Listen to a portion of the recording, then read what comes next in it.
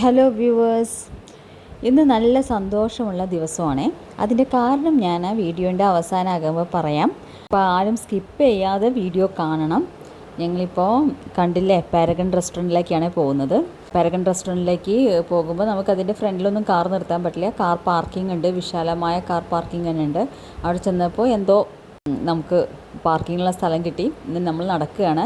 പക്ഷേ എനിക്ക് തോന്നുന്നു കേരളത്തിലെ തന്നെ അല്ലെങ്കിൽ കോഴിക്കോട് തന്നെ നമുക്ക് ക്യൂ നിന്ന് കഴിക്കാവുന്ന ഹോട്ടലുകളിൽ ഒരു പ്രധാന അപൂർവമായ ഹോട്ടലുകളിൽ ഒന്നാണ് പാരഗൺ. അത്രയ്ക്കും ക്യൂ ആണ്.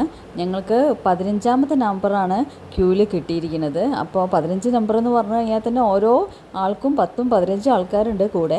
അപ്പം നമ്മളിങ്ങനെ വെയിറ്റ് ചെയ്യണം. അപ്പോൾ അവിടെ സ്ക്രീനിൽ ഈ പാരഗണിൻ്റെ എല്ലാ ഡിഷസൊക്കെ ഇങ്ങനെ ഡിസ്പ്ലേ ചെയ്യുന്നുണ്ട്. അതാ ഞങ്ങളെ വിളിച്ചിരിക്കുന്നു. ഇപ്പോൾ കുറേ നേരം കാത്തിരുന്നു കേട്ടോ. എന്നിട്ട് അതിൻ്റെ ഉള്ളിലേക്ക് പോവുകയാണ്. നല്ല ആംബിയൻസൊക്കെ വളരെ നല്ലതാണ്. പാരഗണിൻ്റെ ഫുഡ് പോലെ തന്നെ അത്രയും നല്ല ഫുഡുമാണ്, അതോടൊപ്പം തന്നെ അത്രയും നല്ല ആംബിയൻസുമാണ്. ഞങ്ങൾക്ക് നല്ല കോർണർ സീറ്റ് തന്നെ കിട്ടി. അതുകൊണ്ട് സന്തോഷമായി. എപ്പോഴും പാരഗണിൽ വന്നാൽ എൻ്റെ വീക്ക്നെസ്സാണ് ബിരിയാണി. ബിരിയാണി ഒഴിച്ച് വേറെ ഒന്നും ഞാൻ അങ്ങനെ ഓർഡർ ചെയ്യാറില്ല. അങ്ങനെ ഞങ്ങൾ 2 ഹാഫ് ചിക്കൻ ബിരിയാണിക്ക് ഓർഡർ ചെയ്തു. എന്നിട്ടിങ്ങനെ ബിരിയാണിക്ക് വേണ്ടി കാത്തിരിക്കുകയാണ്. അത് ബിരിയാണി വന്നു. ഇനി ഞങ്ങൾ കഴിക്കാൻ പോവുകയാണ്. അപ്പോൾ ഞങ്ങൾക്ക് ഇത്രയും സന്തോഷം, എന്ത് സന്തോഷം ഉണ്ടെങ്കിലും ഞാൻ ബിരിയാണിയാണ് മിക്കവാറും ഓർഡർ ചെയ്യുക. അപ്പോൾ കാരണം പാരഗണിലെ ബിരിയാണി തന്നെയാണ് ഏറ്റവും നല്ലതും. കാരണം അറിയാലോ, ഓൺലൈൻ ഗൈഡായ ടേസ്റ്റ് അറ്റ്ലസിൽ പാരഗണിലെ ഫുഡ് തന്നെയാണ് 11ാമത്തെ സ്ഥാനം വേൾഡിൽ കിട്ടിയിരിക്കുന്നത്.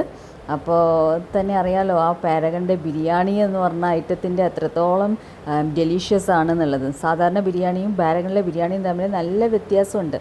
അപ്പം അത് നമുക്ക് അവിടെ ചെന്ന് കോഴിക്കോട് വിസിറ്റ് ചെയ്യുന്ന എല്ലാവരും അത് രുചിച്ച് തന്നെ അറിയണം. പിന്നീട് ഞങ്ങൾ ജ്യൂസിന് ഓർഡർ ചെയ്തു. ഞാൻ വാട്ടർമെലൺ ജ്യൂസിനും മോള് ഗ്രേപ്പ് ജ്യൂസിനാണ് ഓർഡർ ചെയ്തത്.